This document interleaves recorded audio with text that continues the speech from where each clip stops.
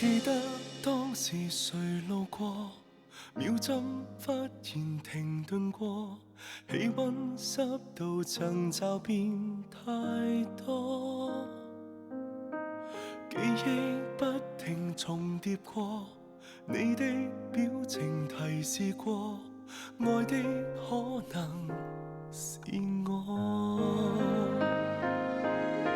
想法太亂，幻覺太多，疑慮很大，直到說不清楚，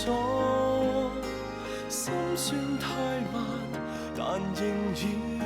算錯，找對人偏錯過，直到開始找不到我，直到終於不想找我，直到你擦身過，才認得我，彼此也在折磨，像當初。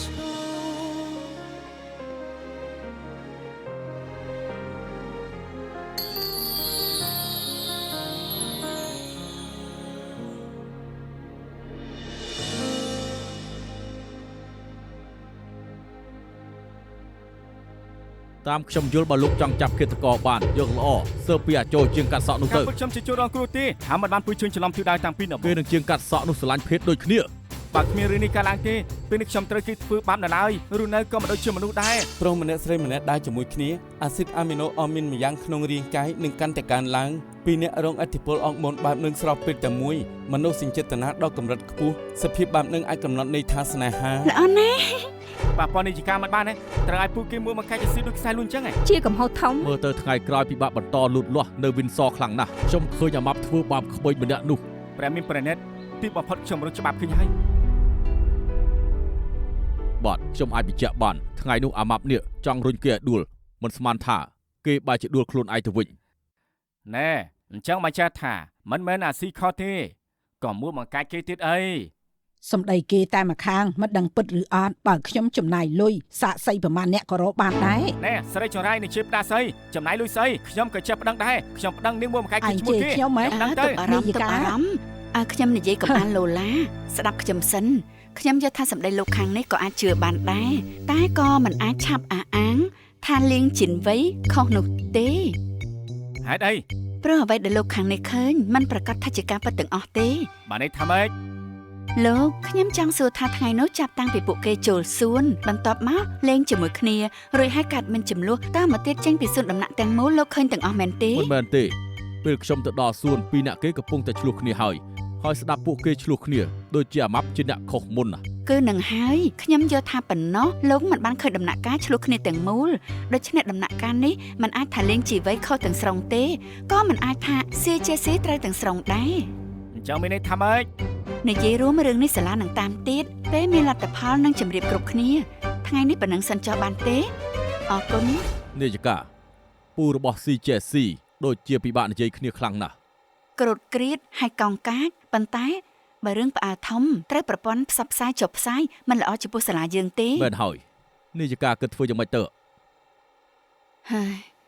អញ្ចេះចុះពីថ្ងៃទៀតលោកឲ្យដំណឹងឪពុកម្ដាយ CJC ប្រាប់ពួកគេថាសាលាបើកការប្រជុំសម្រាប់ចាត់បន្ធូរកំហុសឲ្យ CJC លុបកំហុសធំគេចោលប្រាប់ពួកគេថ្ងៃក្រោយអប់រំកូនឲ្យបានល្អយល់ហើយការពិតការនោះខ្ញុំមិនចង់ទទួលគេទេគេមិនមែនសិស្សឆ្នាំក៏គ្មានទ្រព្យអីដែរគ្មានសិទ្ធិអីរៀននៅវិនសយើងទេមើលគេឲ្យជាប់បើគេខុសទៀតកុំសង្ឃឹមបានរៀននៅវិនសបន្តទៀត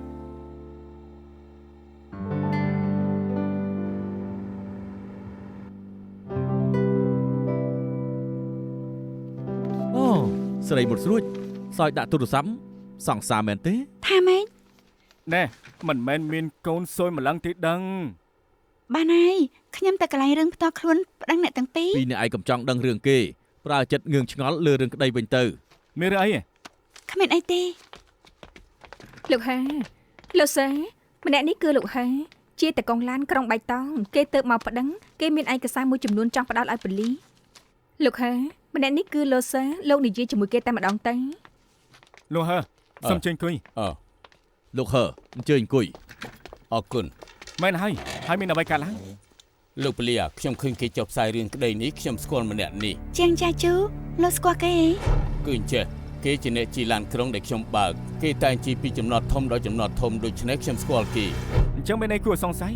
មានម្ដងពេលគេជិះឡានទៅដល់ជីងធានពេលមកវិញដល់តាយើងគេស្រែកចង់ចុះ ជប់ណាគេតាឈិន ទីនោះដាច់ស្រយាលហើយស្ងាត់ណាស់តាមធម្មតាគ្មានអ្នកចុះទេខ្ញុំមកច្រើនសួរគេស្មានមកដល់ថាគេមិនខ្វល់នឹងខ្ញុំហើយបញ្ញាប់បញ្ញាល់អោបអីវ៉ាន់មកកញ្ចប់ចុះពីឡាន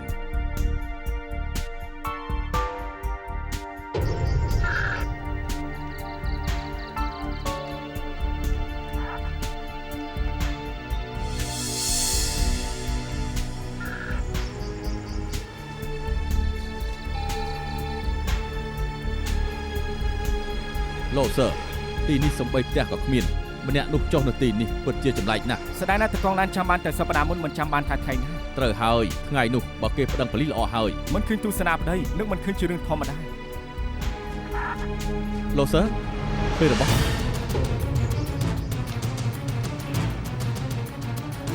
បកកែមិនសើច្បងលាក់ចិត្តម្លឹងក៏នៅតែរកឃើញទៀត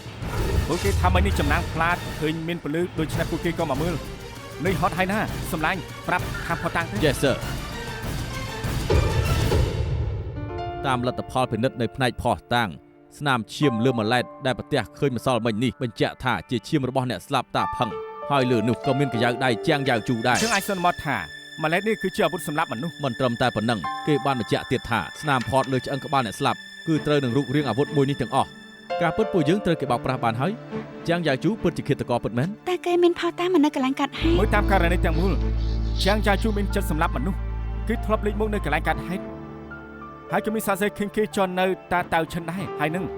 រូបបានអាពុតដែលមានកញ្ចៅដៃគេច្បាស់ណាស់ថាគឺសម្រាប់មនុស្សរួចហើយក៏ដល់សារសឹកបំផ្លាញផតតាំងមានផតតាំងគ្រប់គ្រាន់ដឹងគេហើយ រឿងក្តីនេះពិតជាឈឺក្បាលណាស់ បើគេសម្រាប់មនុស្សមែនគេប្រកាសជារត់មិនរួចទេ ចាប់គេមកវិញចាំមិនមានច្រឡយទៀត លោកជាងពួកខ្ញុំរកបានម៉ាឡែតនេះសង្ស័យជាអាវុធសម្រាប់កាន់តាផឹងលើនេះមានកញ្ចៅដៃរបស់លោកបកស្រាយថាម៉េចសូមប្រាប់ពួកខ្ញុំមកត្រង់មកធ្លាប់ឃើញម៉ាឡែតនេះឬអត់ មិនដឹងទេស្អីគឺខ្ញុំមិនដឹងដែរ មិនមែនបដិសេធគឺរួចទេលោកជាងពួកខ្ញុំមានផោះតាំងបើបកស្រាយមិនសមហេតុផលពួកយើងអាចប្តឹងលោកធ្វើឃាតគេ ខ្ញុំចង់ជួបមេធាវីគ្មានមេធាវីខ្ញុំមិននិយាយទេលោកជាងលោកមានសិទ្ធិធ្វើអញ្ចឹងតែខ្ញុំដាក់ទឿនលោកមេធាវីមកដល់លោកក៏ត្រូវឆ្លើយសំណួរដូចគ្នាខ្ញុំមិនដឹងស្អីក៏ខ្ញុំមិនដឹងដែរខ្ញុំចង់ជួបមេធាវីគ្មានមេធាវីស្អីក៏ខ្ញុំមិននិយាយដែរកុំរំខានខ្ញុំស្អីក៏ខ្ញុំមិនដឹងដែរខ្ញុំមិនដឹងទេ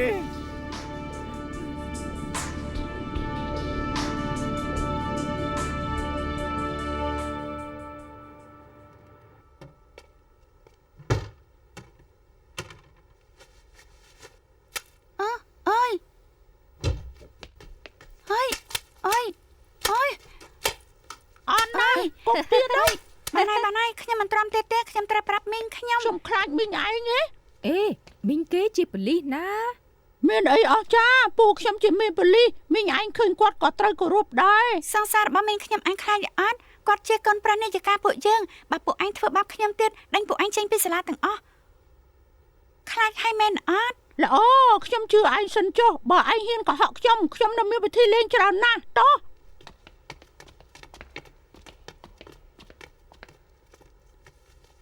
ចាប់ហើយនេះជាអាកំបាំងអញមិនអាចប្រាប់អ្នកណាទេដឹងហើយណី Yes madam ធ្វើដែរជាមួយអ្នកមីងរួចហើយប្រាំបានទេចាំមិននឹង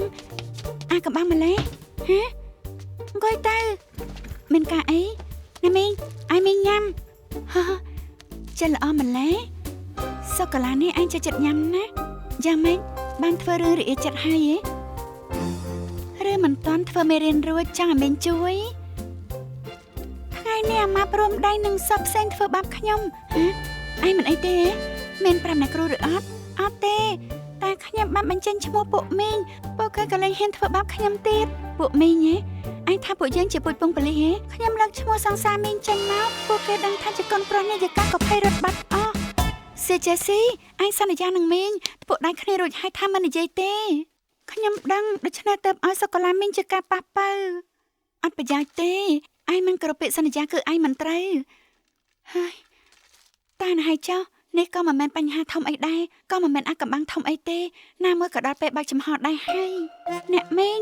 ងថាដល់ពេលបើកចំហហើយអញ្ចឹងពេលណា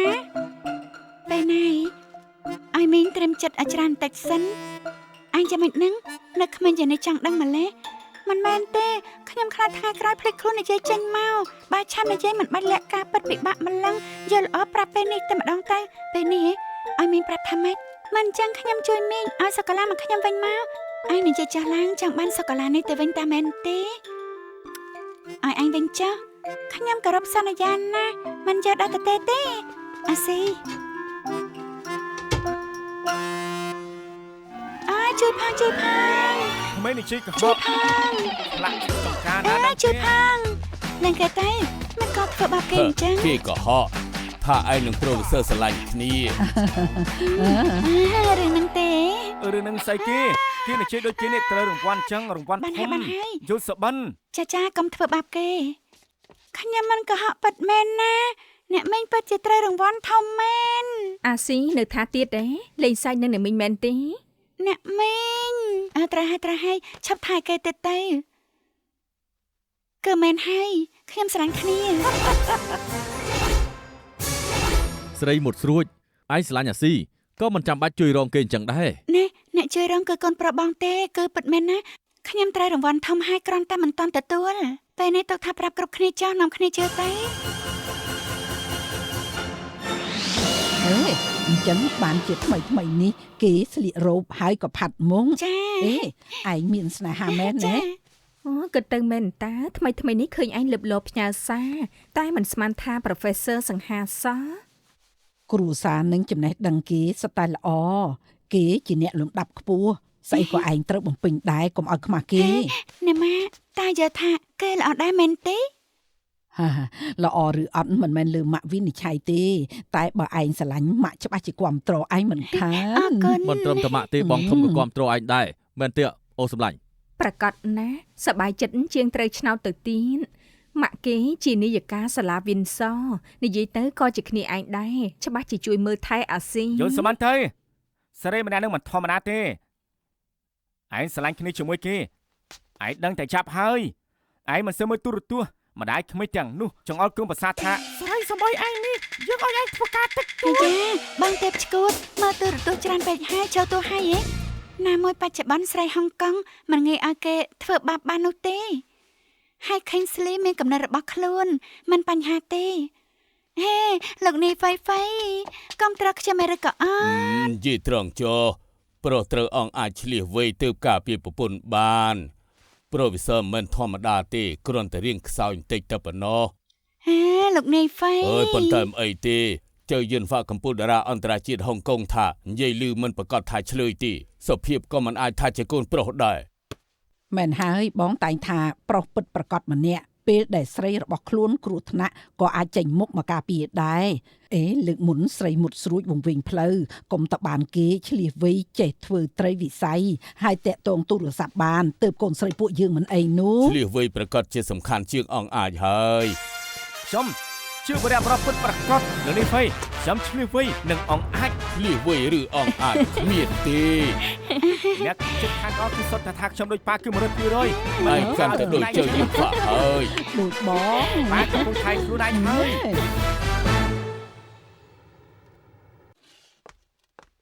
ប្រធានឈិន អូនាយិកា ថ្មីនឹងទាំងវើស៊ីជាស៊ីយ៉ាងម៉េចដែរ គ្មានទេថ្មីនេះបន្ទុកគេរីកចម្រើនទៀតផង អញ្ចឹងលោកត្រូវមើលឲ្យបានជាប់បន្តិចណា បាទនាយិកា នាយិកា លោកស្រីលៀងមកប្រជុំខាងអប់រំហ៎ ចាមិញនេះពេលប្រជុំ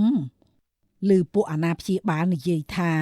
ហេតុអីងាយលុបចោលកំហុសធំ CJC បែបនេះ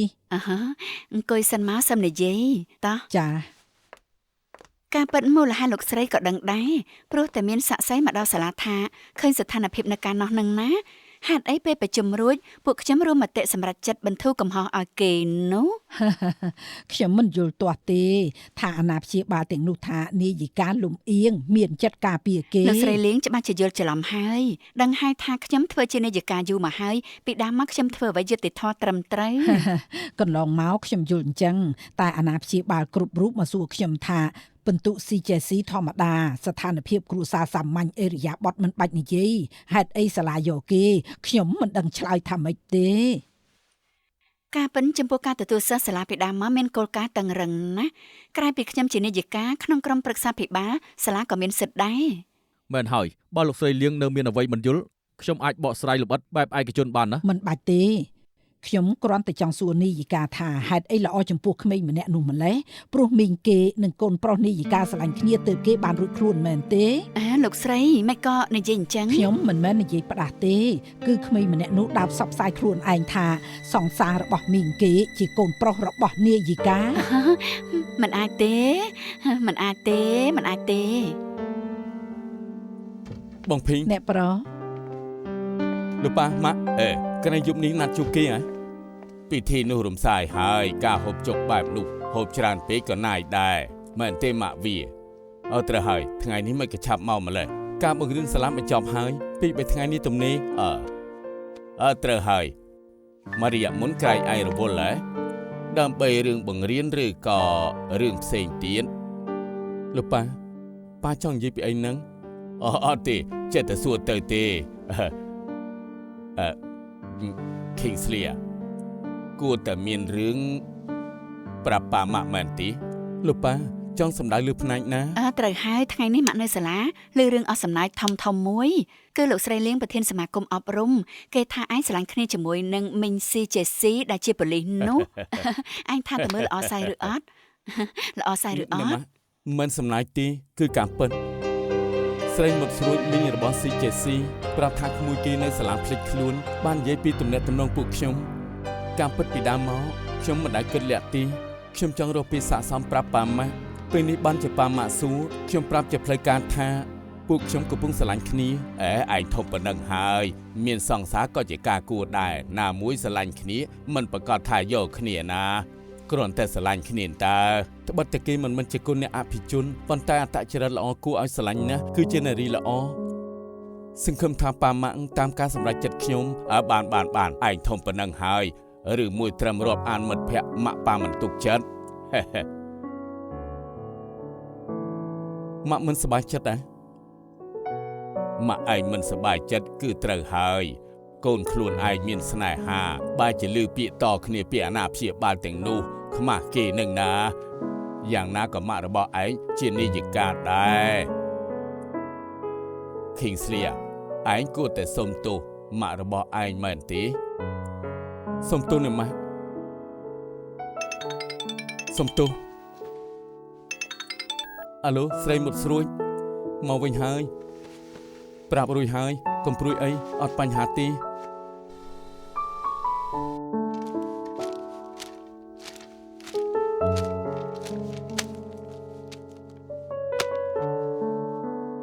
ម៉ាក់បើគ្មានអារម្មណ៍កុំមើលអីទៅងូតទឹកឆាប់គេងល្អទេ ហើយខ្ញុំមិនយល់សោះកូនយើងពីដើមមកឆ្លៀសវៃណាស់មិនក៏លើកនេះស្រាប់តែដូចជាបាត់បង់សតិអស់អញ្ចឹង ពួកគេទៅស្គាល់គ្នាតើមិនប្រកាសថាស្រឡាញ់បានយូរទេ អត់ទេមើលទៅពួកគេដូចជាមែនតែនហើយ រឿងស្នេហាណាការពិតមិនជាក់លាក់ជាងគំនូបងលក់ទៅទៀតពេលនេះស្អីក៏ពួកយើងកុំធ្វើចាំមើលភាពប្រែប្រួលព្រោះគូស្នេហ៍ល្អោកល្អឿនអូនកាន់តែចង់បំបាយពួកគេកាន់តែប្រឆាំងផ្ទុយទៅវិញដូចសម្រេចឲ្យពួកគេ ហេតុផលនេះខ្ញុំយល់តែស្មានម្ដងចំណូលចិត្ត Kingsley អន់ដល់ម្លឹងបែរជាស្រឡាញ់ស្រីប៉ូលីស ញ៉ាំព្រួយត្រីច្រើនក៏ចង់ភ្លក់ម្ហូបផ្សេងដែរចង់បានថ្មីប៉ុណ្ណោះបងធានាយ៉ាងច្រើនពី3ខែចប់ហើយអូនគិតមើលទៅកូនយើងពីមុនមានស្នេហាមានមួយណាដែលបានយូរជាងគេមិនបានមួយខែផងអាវអូនមិនទាន់ដូររដូវពួកគេចប់បាត់ទៅហើយ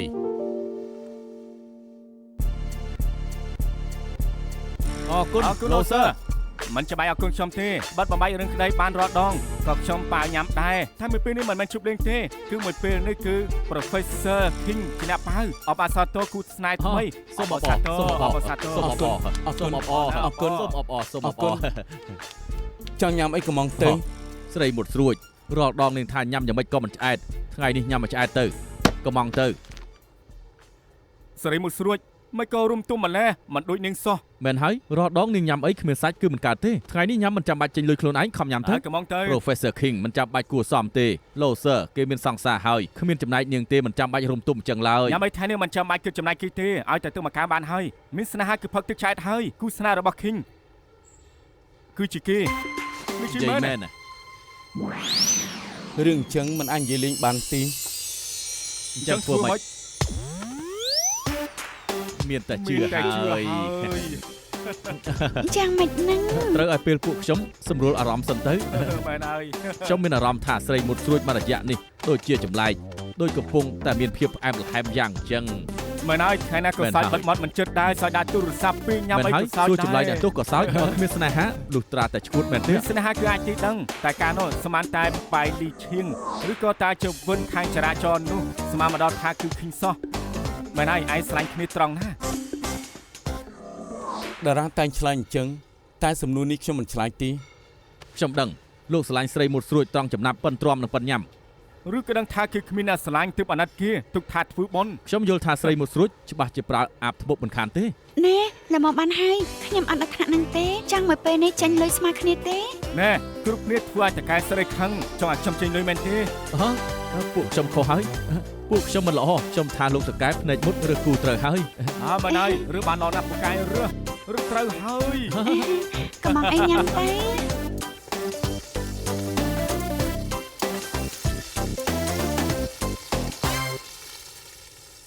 បងពិនមិនក៏គៀបសាច់គោហើយមិនញ៉ាំទេ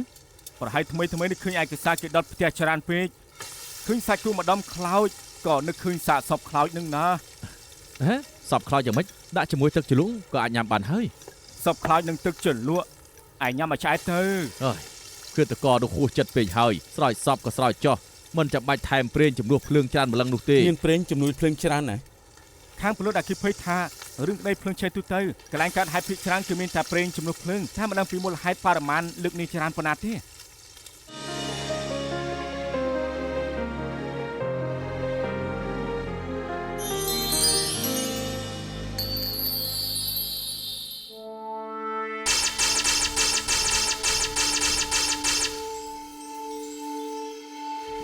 ហើយពួកខ្ញុំប្រមូលឯកសារមកនឹកឃើញរឿងអីទីនោះជាកន្លែងលក់ម៉ាស៊ូតខុសច្បាប់ស្រាប់ហើយទោះមិនប្រើប្រេងជំនួសភ្លើងក៏អាចដុតផ្ទះមួយទាំងមូលឆាប់ឆេះអស់ដែរ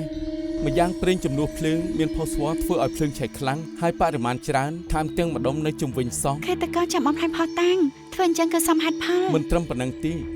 គេនៅចង់លាក់បាំងរឿងមួយរឿងអីគឺពេលវេលា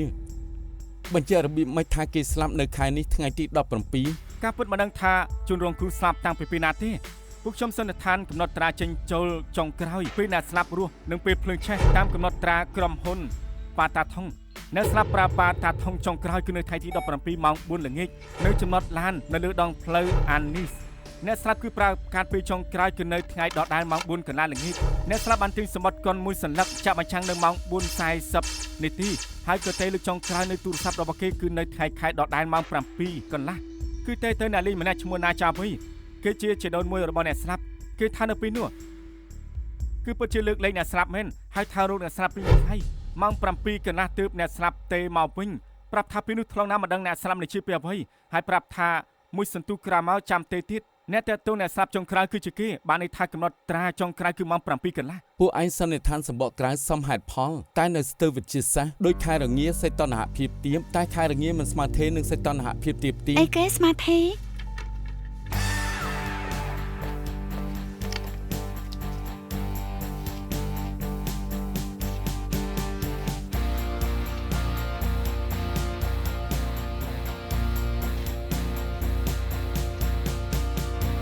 សញ្ញាគណិតវិទ្យានេះលើសសញ្ញាស្មើមួយត្រេមានន័យថាស្មើដាច់ខាត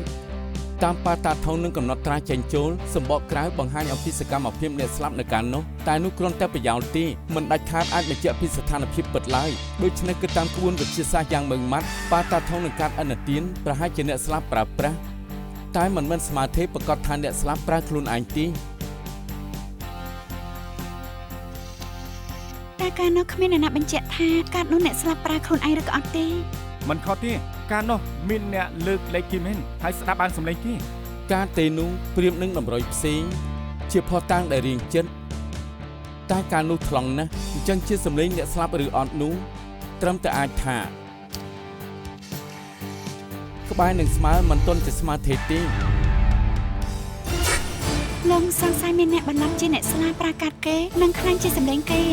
មិនប្រកាសអញ្ចឹងទេតែក៏មិនអាចលុបភាពប្រហែលនេះដែរតម្រុយដែលឯងរកបានលើកមុនក៏មិនមែនជាផុសតាំងស្មើទេដែរដូច្នេះមិនអាចបញ្ជាក់ម៉ោងស្លាប់ជាក់ស្ដែងឡើយ ចំណុចនេះខ្ញុំយល់ស្របតាមរបាយការណ៍ខាងពលរដ្ឋអគ្គិភ័យជប់នេះគឺម៉ោង 8:15 នាទីមានគេប្តឹងថាមានភ្លើងឆេះហើយនេះពួកខ្ញុំក៏ប៉ាន់ស្មានម៉ោងដែលបានភ្លើងឆេះប្រហែលជាម៉ោង 8 អាចនិយាយអញ្ចឹង តែយប់នោះម៉ោង 6 ដល់ម៉ោង 10 ចិនសង្ស័យជាងយ៉ាជូមានស័ក្តិសិទ្ធិបញ្ជាក់ម៉ោងពេលមានផោតាំងនៅកន្លែងកាត់ហេតុទោះមានអាវុធជាផោតាំងក៏មិនប្រកាសថាដាក់ទោសគេបានដែរ មិនប្រកាសទេចុះបើការនោះអ្នកដែលដុតផ្ទះមិនមែនជាគេ មិនខុសទេឯនេះជាត្រូវមានចំណុចមួយពួយជើងប្រហែលជនសង្ស័យមិនប្រកាសថាមានតែម្នាក់ទេប្រហែលជាមានអ្នកជួយ តាមឯកសារអ្នកទាំងពីរជនសង្ស័យធ្លាប់មានជំងឺផ្លូវចិត្តចរិតមិនសូវនិយាយរងសម្ពាធមិនបានទូទៅមនុស្សប្រភេទអញ្ចឹងក្រៅពីញាតិខ្លួនឯងមិនងាយជឿអ្នកផ្សេងទេ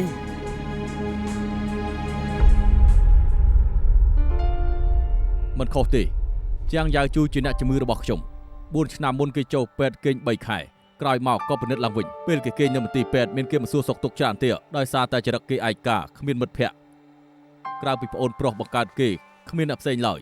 បងប្អូនគេស្រឡាញ់គ្នាណាស់មែនទេបើតាមខ្ញុំដឹងឪពុកម្ដាយពួកគេឆាប់ស្លាប់តែពីអ្នកបងប្អូនគេដូចជាស្រឡាញ់គ្នាខ្លាំងណាស់ខ្ញុំចាំបានគេចូលពេទ្យថ្ងៃទី1គេពួនក្នុងភួយមិនព្រមលេបថ្នាំអ្នកណានិយាយក៏មិនស្ដាប់រហូតដល់ប្អូនប្រុសគេមកទើបចាប់ផ្ដើមសើចហើយព្រមលេបថ្នាំទៀតផង គេជឿទឹកចិត្តប្អូនគេណាស់ណោះ បាទក្រៅពីប្អូនប្រុសគេពិបាកជឿអ្នកផ្សេងខ្លាំងណាស់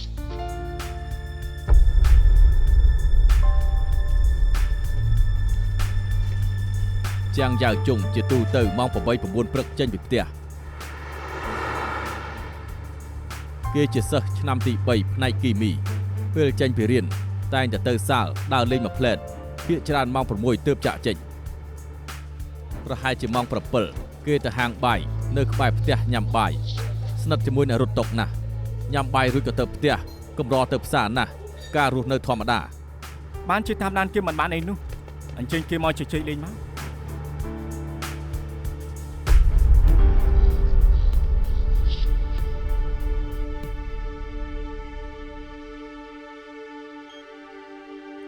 ខែនេះថ្ងៃទី 17 តើលោកតាណា ថ្ងៃទី 17 មិនសូវចាំទេមិនសូវចាំឬក៏មិនអាចប្រាប់បាន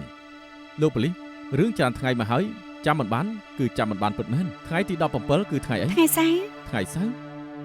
អូខ្ញុំចាំបានហើយថ្ងៃនោះសាលាមានការធ្វើតេស្តតែថ្ងៃនោះខ្ញុំមិនសូវស្រួលខ្លួនមិនបានទៅសាលាដូច្នេះមិនបានធ្វើតេស្តទេរួចហើយក៏ប្រហែលជាម៉ោង 11 ខ្ញុំទៅរកពេទ្យថាខ្ញុំផ្ដាសាយតិចតួចមិនមែនផ្ដាសាយជ្រូកទេតែក៏ព្រួយអីបន្ទាប់មកខ្ញុំក៏ទៅផ្ទះវិញលេបថ្នាំរួចក៏មានអារម្មណ៍ថាងុយគេងភ្ញាក់ឡើងញ៉ាំអីតិចតួចលេបថ្នាំក៏គេងពេញមួយថ្ងៃអញ្ចឹងយប់ម៉ោង 7 ម៉ោង 8 លោកនៅឯណានៅផ្ទះក្រែងខ្ញុំប្រាប់ថាគេងពេញមួយថ្ងៃហ៎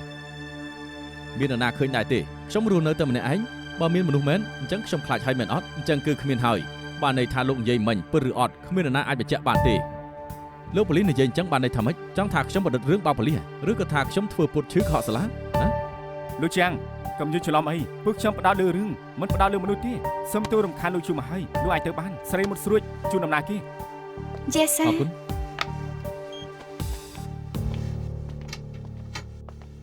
លោកសើខ្ញុំនាំគេទៅសុំជើញ លោកសើ យ៉ាងម៉េចនៅសាលាមានផ្ទះគឺអ្វីទេ ខ្ញុំសួរគ្រូដែលបង្រៀនគីមីដល់គេគ្រូនោះថាជាងយ៉ាជូឆ្លាតហើយប្រឹងណាស់សរសើរថាចរិតគេល្អមានសុជីវធម៌វិជ្ជមានយ៉ាងហ្នឹងអញ្ចឹងគ្មានតម្រុយអីហើយមិនប្រកាសទេនិយាយគេស្រាប់តែលើកឡើងថាបន្ទប់ពិសោធន៍ថ្មីនេះបាត់ post war មួយចំនួន post war ប្រេងជំនួយភ្លើងកន្លែងកាត់ហេតុក៏មាន post war ច្រើនដែរ នេះប្រហែលជាចៃដុនក៏ជាតម្រុយបំបែកក្តីដែរ ម្នាក់នឹងស្ងប់អារម្មណ៍ហើយនឹងធឹងមិនមានចន្លោះដូចតែគ្នា ឃើញស្លីឲ្យពួកយើងថតសម្លេងគេប្រហែលជាមានប្រយោជន៍ក៏ថាបានតែនាងចាវៃស្ដាប់សម្លេងនិយាយទូរស័ព្ទសម្លេងពីរខុសគ្នាប្រៀបធៀបយ៉ាងម៉េច អត់បញ្ហាពួកយើងអាចយកសម្លេងមិញនេះប្រើកុំព្យូទ័រត្រាប់តាមសម្លេងនៃទូរស័ព្ទហើយទៅណាចាប់វិញ ទទួលបញ្ជាថ្ងៃនេះសាលាមានការធ្វើតេស្តតែថ្ងៃនេះខ្ញុំមិនទៅស្រួលខ្លួនមិនបានទៅសាលាទេដូច្នេះមិនបានធ្វើតេស្តទេរួចម៉ោង11ខ្ញុំក៏បានទៅរកពេទ្យយ៉ាងម៉េចស្ដាប់ច្រើនដងហើយស្តៀងនឹងសម្លេងដែលតែមករកលោកនៅថ្ងៃទី17ដែរទេ ដូចបន្តិចមិនដូចបន្តិច មិនមែនឬក៏មិនមែនលោកត្រូវឆ្លើយឲ្យច្បាស់ណា លោកប៉ូលីសខ្ញុំប្រាប់ឲ្យថាយប់នោះខ្ញុំថ្លង់ណាស់ខ្ញុំស្ដាប់មិនឮគេនិយាយអីទេ ចុះលោកមុនលោកថាជាសម្លេងជីដូនមួយលោក គេទេមកមានបង្ហាញលេខគេបានប្រាប់ឈ្មោះខ្លួនឯងខ្ញុំគ្មានហេតុផលសង្ស័យទេខ្ញុំមិនណាព្យាយាមស្ដាប់ឲ្យច្បាស់បបាននិយាយបន្តិចទៀតទេទៅវិញមិនកន្លះទេគឺកន្លះបូក1បានហើយប៉ុណ្ណឹងចុះសូមទោសលោកប៉ូលីស ខ្ញុំសុំទោសលោកទើបត្រូវរំខានលោករ៉ូស៊ីមិនគេចាក់បានលោកមិនហ៊ានទទួល លោកប៉ូលីសខ្ញុំគិតថាលោកច្រឡំហើយខ្ញុំឈប់រស់ស៊ីខាងនឹងយូរហើយ មិននេះឃើញលោកលើកទូរស័ព្ទហើយបានចុចសម្លេងនេះជាវិធីលេងល្បែងខុសច្បាប់យ៉ាងម៉េចនេះជាទូរស័ព្ទថ្ងៃទី17មានថតសម្លេងទេ លោកប៉ូលីសចង់ធ្វើបាបខ្ញុំមែនទេលោកប៉ូលីសទោះខ្ញុំទទួលចាក់បាល់មែនក៏ខ្ញុំមិនទទួលស្គាល់ដែរណាមួយពេលនេះខ្ញុំប្រកបរបរត្រឹមត្រូវរឿងខុសច្បាប់ខ្ញុំមិនធ្វើទេ ខ្ញុំស៊ើបឃាតកម្មមិនមែនចាប់ល្បែងទេខ្ញុំត្រូវការតែសម្លេងអាត់លោកនៅប៉ុនចដូនមួយលោកជប់ថ្ងៃទី17 មានទេគ្មានសម្លេងអាត់គ្មានលបែងអីទេស្អីក៏គ្មានដែរ ណាហើយចុះអាពិនអាចារ្យប្រាប់មិត្តរួមការងារផ្នែកផ្សេងមកជួយហើយដល់ពេលនោះមិនត្រឹមតែសម្អាតល្បែងទេអាចស៊ើបដឹងរឿងផ្សេងទៀត បាទលោកប៉ូលីសខ្ញុំប្រាប់ឲ្យច្បាស់ខ្ញុំមិនបានខុសច្បាប់ទេតែនិយាយទូរស័ព្ទនៅយប់នោះខ្ញុំបានថតសម្លេងបើលោកគ្រាន់តែមកស៊ើបពីឃាតកម្មខ្ញុំឲ្យលោក កំព្រួយអីរឿងមួយដឹងរឿងមួយ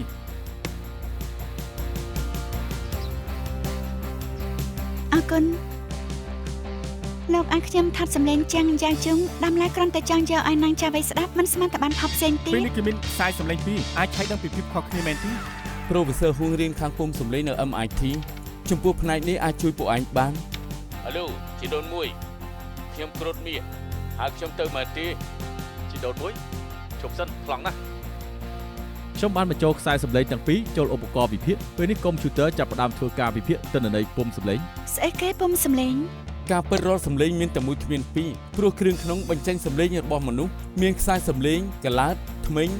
ដាតបបោមាត់ក្រអូមមាត់លាក់និងលាក់មិនថាធំតូចរូបរាងឬគុណប្រយោជន៍សុទ្ធតែខុសគ្នាវាប៉ះពាល់ដល់ភាពប្រែប្រួលនៃលំហូរសម្លេងធ្វើឲ្យគុណភាពសម្លេងមានភាពខុសគ្នាព្រោះការបំលែងត្រូវអត់ Professor ល្អណាស់បន្តទៀតទៅ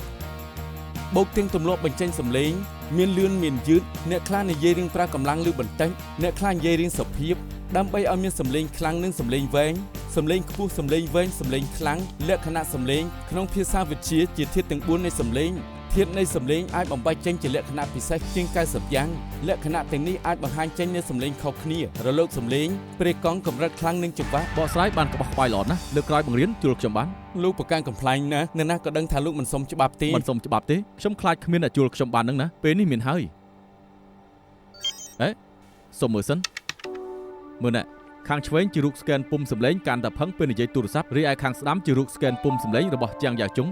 ពេលនេះដាក់គំរូសម្លេងទាំងពីរដើម្បីប្រៀបធៀបគ្នា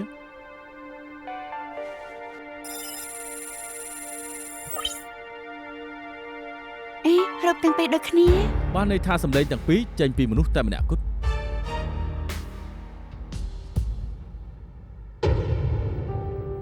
លោកប៉ូលីសខ្ញុំត្រូវទៅរៀនវិញលើកមុនក្រែងខ្ញុំប្រាប់អស់ហើយតើមានអីចង់សួរទៀតពេលនេះមិនចាំបាច់លោកនិយាយទេតែរាល់ពាក្យលោកនិយាយនឹងក្លាយជាសក្ខីកម្មនៅក្នុងតុលាការ ពួកខ្ញុំបានជួយសម្លេងរបស់លោកជាមួយនឹងសម្លេងមួយទៀតប្រគល់ឲ្យអ្នកជំនាញវិភាគពុំសម្លេងបញ្ជាក់ថាដូចគ្នាហើយនៅជប់ថ្ងៃទី17លោកខ្លាញ់ជាអ្នកស្លាប់ទៅណាចាប់វិញ លោកប៉ូលីសខ្ញុំមិនបានខ្លាញ់ជានរណាទេទូរស័ព្ទទេក៏មិនស្គាល់ម្នាក់ឈ្មោះណាចាវៃអីនោះដែរលោកបានខ្លាញ់លោកខ្លាញ់ជាសម្លេងកាន់តាផឹងតែទៅណាចាវៃចង់មកភ័ន្តពួកខ្ញុំនៅម៉ោងពេលដែលកាន់តាផឹងស្លាប់ ខាងប៉ូលីសមានផុសតាំងគ្រប់គ្រាន់អាចប្តឹងជាងយ៉ាជូបងប្រុសរបស់លោកធ្វើខិតគេបើលោកព្រមសហការពួកខ្ញុំអនុវត្តចាស់ក្រមអាចជួយបន្ធូរទោសរបស់គេ ពួកលោកថាបងប្រុសខ្ញុំធ្វើឃាតគេតែថ្ងៃនោះគាត់មានផុសតាំងមិននៅមានគេច្រើនណាស់បញ្ជាក់ថាពេលនោះគាត់មើលបាល់នៅផាប់គាត់ធ្វើមិនទៅជីនធានសម្រាប់មនុស្សដុតសព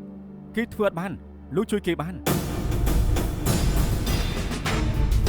ពេលនេះអាចសន្មត់ម៉ោងពេលដែលកាន់តាផឹងស្លាប់ហើយមិនមែនខែនេះថ្ងៃទី17ទេគឺប្រហែលជាមុនមួយថ្ងៃទី16 ខ្ញុំចង់បាយពីឯង ហើយថាម៉េច ជួយជួយបាយគ្នាទៅ ចង់រត់ទៅណាចង់រត់ទៅណាចង់រត់ទៅណាចង់រត់ទៅណាយើងខំឯងចង់ទៅបក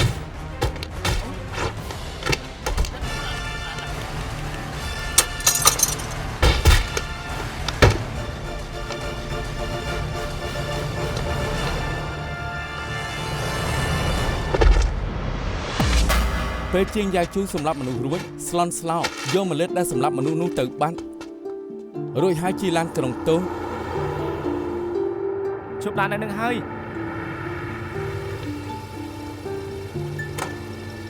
បន្ទាប់មកចុះនឹងម្ដុំតានតៅយិន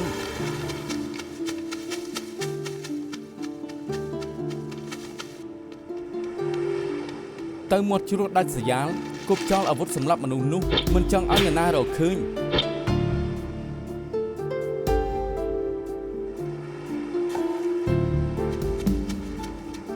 រួចហើយទៅវិញប្រាប់រឿងនឹងឲ្យអ្នកដែលទុកចិត្តស្ដាប់គឺប្អូនប្រុសបង្កើតគេជាងយ៉ាវជុង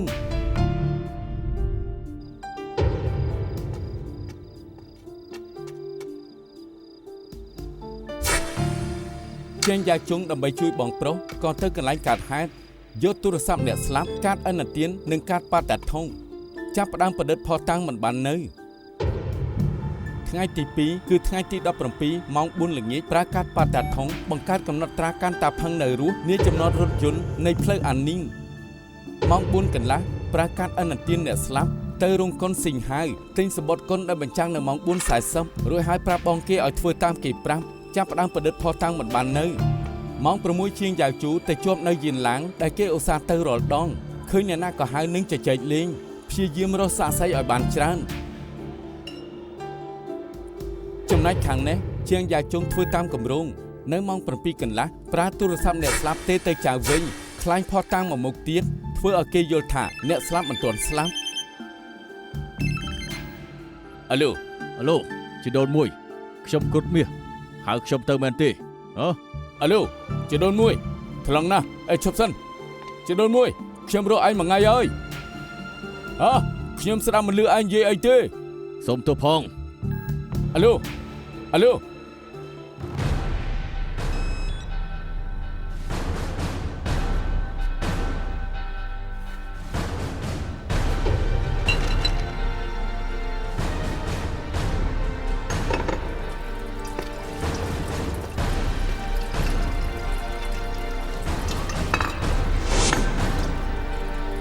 ្រហែលម៉ោង8គេដុតភ្លើងនៅកន្លែងកើតហេតុដោយសារគេខ្លាចភ្លើងឆេះមិនយូរនឹងមានគេប្តឹងប៉ូលីសតាមលបឿនខាងពលរដ្ឋអគ្គីភ័យនិងទៅដល់កន្លែងពលរដ្ឋភ្លើងភ្លាមអញ្ចឹងសាកសពនោះនឹងមិនទាន់ឆេះខ្លោចនីតិពេទ្យនឹងពិនិត្យដឹងម៉ោងពេលស្លាប់ដូច្នេះគេប្រើប្រេងចំនួនភ្លើងជាច្រើនដើម្បីឲ្យសពនោះឆាប់ឆេះខ្លោច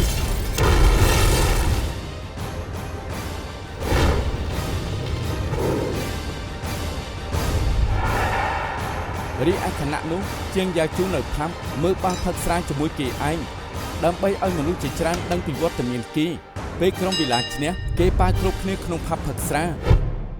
លោកគិតមកចត់ណាស់ដោយសារបងលោកធ្លាប់ប្រាប់គ្រប់គ្នាថាចង់សម្លេះកាន់តាផឹងដូច្នេះលោកមិនអាចបំផ្លាញផុសតាំងតែម្ដងទេព្រោះតែឲ្យកាន់តាផឹងបាត់ខ្លួនប៉ូលីសនឹងស៊ើបដល់បងប្រុសលោកស្គាល់ពីចរិតបងប្រុសលោកច្បាស់ណាស់តែគេបានជាឆ្លើយសំណួរប៉ូលីសមិនបានធ្វើឲ្យបែកការម្លោះហើយក៏រកវិធីជួយគេតែមួយគត់គឺរៀបក្បួននេះបង្កើតផុសតាំងដែលគេមិននៅហើយកុហកមួយពិភពលោកស្ដាយណាស់ដែលលោកកុហកមិនបាន មែនខ្ញុំធ្វើច្រើនម្លឹងដើម្បីជួយបងខ្ញុំបងប្រុសខ្ញុំទើបជាជនរងគ្រោះអាចចង្រៃនោះសំតែស្លាប់ចរិតអាក្រក់មានចំណងខ្លាំងប៉ុនចំណែនគ្រប់គ្រងបងខ្ញុំដូចជាអាយ៉ងចង់បែកពីគេតែគេមិនព្រមបែកថែមទាំងវាយបងខ្ញុំជ្រុលដៃហើយក៏បានសម្លាប់គេដើម្បីការពារខ្លួនតែប៉ុណ្ណោះចោលមកសៀតប៉ុនធ្វើបាបគេហេតុអីគ្រប់គ្នាជួយអាចចង្រៃនឹងចាប់ពួកខ្ញុំហេតុអីក៏ចាប់ពួកខ្ញុំហេតុអីក៏ចាប់ពួកខ្ញុំបារម្ភហេតុអីក៏ចាប់ពួកខ្ញុំហេតុអី ហ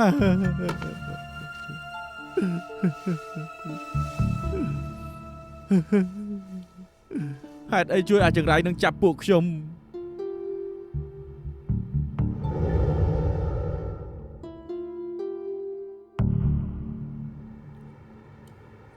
លោកស លោកសើ លោកសាខាងយុទ្ធថាយ៉ាងម៉េច តាមចម្លើយចុងក្រោយរបស់ចាងយ៉ាវជូគេបានសម្លាប់មនុស្សព្រឹត្តិការណ៍ពីខ្លួនដូច្នេះដូចថាគេជួលសម្លាប់ចូលចាងយ៉ាវជូខាងយុទ្ធធម៌ប្តឹងគេទូមួយចំនួនរួមទាំងរំខានកិច្ចការរួមដុតផ្ទះដុតសាសពនិងទោសលួចពីករណី ការប៉ិនគេស្រឡាញ់បងប្អូនក៏មិនមែនជាមនុស្សអាក្រក់ខ្លាំងអីដែរ សង្ឃឹមថាចៅក្រមសម្រាប់ទោសគេចោះ ទោះយ៉ាងណារឿងក្តីនេះគ្រប់គ្នានេះហត់ហើយ ការពិតបំបីក្តីលើកនេះគុណសម្បត្តិធំជាងគេមិនមែន3អ្នកខ្ញុំនោះទេគឺស្រីមុតស្រួច ខ្ញុំហី អាយគឺសំណប់ចិត្តខ្ញុំ អូយ Professor King ដល់ ព្រៃ ជំ សម្ប នា ល់ ញ ណាកុំចឹងអី នាងមិនទទួលស្គាល់គេជាសំណប់ចិត្តឬមិនទទួលស្គាល់រឿងក្តីនោះពឹងលើ ណែ គេ PC សំបីលោកបង្អាប់ខ្ញុំដែរលោកសាជួយរកខុសត្រូវផង បានថ្ងៃក្រោយនាងឧស្សាហ៍កំដរ King ឲ្យពលិនពលរដ្ឋកាន់តែស្និទ្ធ ហេយ៉ាងម៉េចហ្នឹងលោកសាក៏បង្អាប់ខ្ញុំដែរល្អខ្ញុំដោក្រុម ណានិយាយលេងទេ ណែបើអញ្ចឹងខ្ញុំដូរនាងទៅក្រុមពិសេសទទួលខុសត្រូវដោះស្រាយរឿងក្តីពិបាកជាមួយ King ចុះណា អូ យ៉ាងម៉េចហ្នឹង ប្តីប្រពន្ធគេអាចបញ្ចេញរត់ហើយ ប្តីប្រពន្ធស្អី ចុះមកគូស្នេ គ្មាន ហ៍ គូប្រៀបទេ អេណែ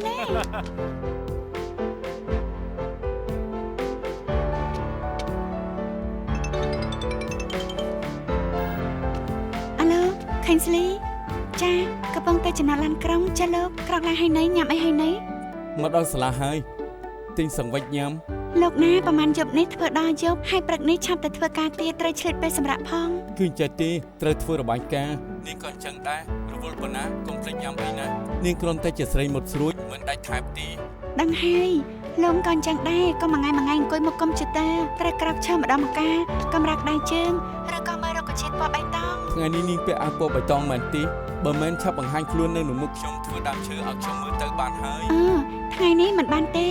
ខ្ញុំត្រូវបញ្ចប់ការងារនៅសេសសល់មិនអញ្ចឹងថ្ងៃពុតតែញ៉ាំអីទៅចាំមិនដែរ ថ្ងៃនោះចំថ្ងៃប្រជុំផ្ដោះប្ដូរមិនចឹងថ្ងៃបរោះទៅ ថ្ងៃបរោះហេហើយយ៉ាងមិនបានទេគឺចាំថ្ងៃទិវាខ្មោចខ្ញុំត្រូវនៅផ្ទះរៀបចំសែន ថ្ងៃសុក្រនាងថាណាត់ជួបមិត្តចាស់ខ្ញុំក៏អត់ទំនេរដែរអញ្ចេះចុះយប់ថ្ងៃទិវាខ្មោចខ្ញុំទៅផ្ទះនាងញ៉ាំបាយ ហេលោកនិយាយមែនទេ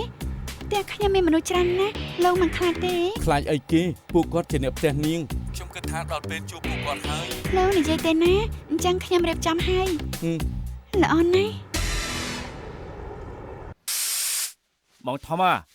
ក្រែងមុននេះគឺជូតហើយតើនៅជូតអីទៀត ដើម្បីសេចក្តីសុខស្រីមុតស្រួចថ្ងៃនេះពួកយើងមិនអាចប្រហែលបានឡើយណែ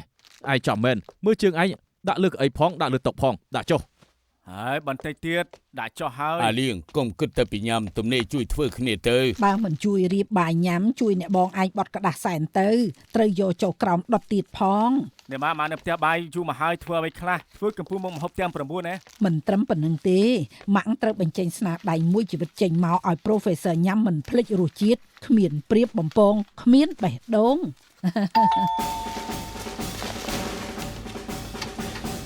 អូសួស្តី សួស្តី នេះម៉ាលោកនេះហ្វៃ 直到開始想喜歡我，直到終於不喜歡我，直到碰上一個逃避一個，最不想躲不過，直到開始找不到我，直到終於不想找我，直到你擦身過，才認得我，彼此也在折磨，像當初。